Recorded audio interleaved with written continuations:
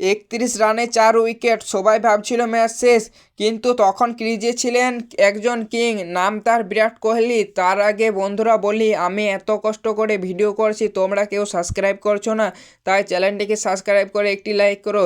23 October 2022 ক্রিকেটের সবচেয়ে বড় প্রতিদ্বন্দ্বিতা ভারত বনাম পাকিস্তান। মঞ্চ আইসিসি টি20 ওয়ার্ল্ড কাপ। স্থান মেলবোর্ন ক্রিকেট গ্রাউন্ড। স্টেডিয়ামে প্রায় 90,000 দর্শক। উত্তেজনা এমন যে বাতাসও চাপ অনুভব করা যায়। পাকিস্তানের ইনিংস।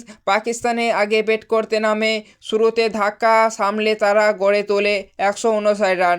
মাঝে গুরুত্বপূর্ণ পার্টনারশিপ, শক্ত বোলিং মোকাবিলা করে তারা চ্যালেঞ্জিং টার্গেট দাঁড় করায়। টার্গেট 160। বড় ম্যাচে এই রান ছোট নয়। ভারতের শুরু দুঃখ স্বপ্ন। ভারতে ব্যাটিং শুরু হতেই ধাক্কা। ক্যাপ্টেন ফিরলেন, ওপেনার ফিরলেন, মিডল অর্ডারও টিকতে পারলে না।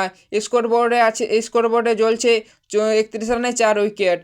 স্টেডিয়াম নিষিদ্ধ। সোশ্যাল মিডিয়ায় শুরু হয়ে গেছে সমালোচনা। মনে হচ্ছিল ম্যাচ হাতছাড়া, কিন্তু ক্রিজে দাঁড়িয়েছিলেন একজন শান্ত, স্থির, চোখে আগুন বিরাট কোহলি। তার পাশে যোগ দিলেন হার্দিক। দুজন ধীরে ধীরে ইনিংস গড়তে শুরু করলেন। সিঙ্গেল ডবল চাপ কমালো। শেষ 8 ওভারে দরকার ছিল 90-এর বেশি রান। অসম্ভব মনে হচ্ছিল, কিন্তু কোহলির ব্যাট যেন অন্য গল্প লিখছিল। প্রতিটা শট ছিল হিসেবি, প্রতিটা রান ছিল লড়াইয়ের প্রতীক। সেই মুহূর্তে শেষ ওভারের সমীকরণ কঠিন, চাপ চরম।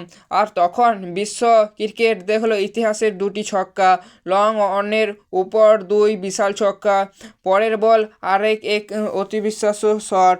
মেলবোর্ন স্তব্ধ, তারপর বিস্ফোরণ। শেষ ওভারে দরকার 16 run. No ball, free hit, run out, স্নায়ু চাপ চরমে।